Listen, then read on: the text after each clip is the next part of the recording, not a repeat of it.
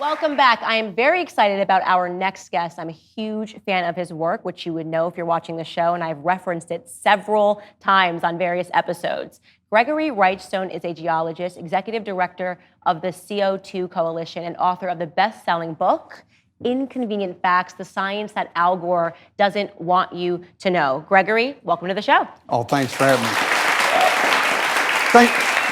Thank you for having me on. I got to tell you, though, I didn't set out to write a book like this. This really started as an exploration for the truth about climate change, because I knew as a scientist and a geologist, some of what we were being told about climate change was just wrong. I suspected other things, and so I did my own personal search for the truth. And frankly, what I found angered me greatly. I saw an abuse of the scientific process. I saw things that are accepted as fact and reported unquestioned by the mainstream media being presented as facts, when actually the science, the facts, and the data that I looked into disputed so many of these things that were being told. There is no climate crisis. There is no climate emergency.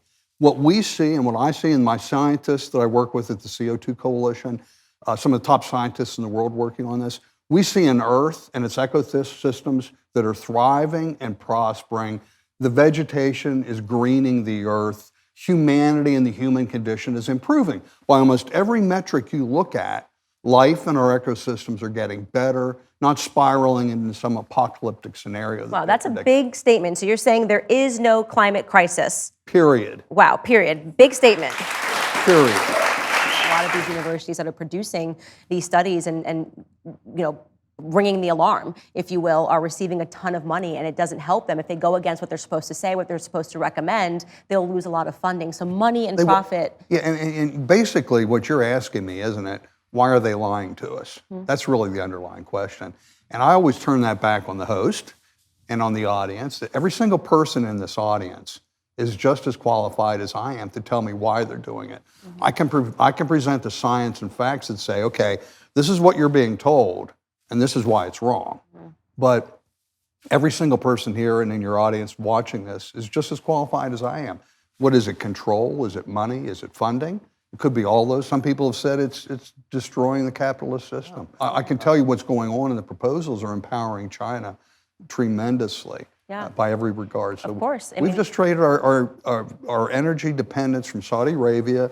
When the week that Joe Biden was inaugurated, it was the first week since 1985 that we did not import one barrel of oil from Saudi Arabia. We just became energy independent from the Middle East. And what's he want to do? Turn this around to energy independence on China. Of course, when I'm at the airport later, I'll be wearing my I love CO2 face mask. So, so I'm okay with a large carbon footprint, because what we see are the many benefits from increasing carbon dioxide. Let me share with you my philosophy on climate change. It's one sentence. Everyone here watching should adopt it. We should use all of Earth's resources for the betterment of mankind and do it as good stewards. Use all of Earth's resources for the betterment of mankind and do it as good stewards. In one sentence.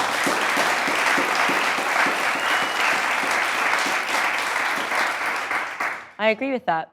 Her solutions is what I would call a solution in search of a problem. Because if we don't have a problem, we not only shouldn't spend $3.5 trillion, we shouldn't spend 1 red cent to solve a non-existent crisis. And what they're planning right now, their solution is to drive everybody away from fossil fuels. And their solution to that is to increase energy costs for everybody. What is your take on things in terms of the scientific community? Are you optimistic? Are you pessimistic? And where do we go from here? I'm pessimistic in terms of the scientific community. We find that the only people that actually would propose things like this are either retired or they're well enough along in their university career, they're not going to be fired. We see scientists time after time being fired and run out of the scientific community. It takes a very, very brave scientist and a brave person to stand up to this whole community that's saying that there's a 97% consensus. And we find there aren't very many brave people in this community. Well, and I applaud those that do. Right, well then we're applauding you because you've been a brave, brave, brave scientist that's standing up.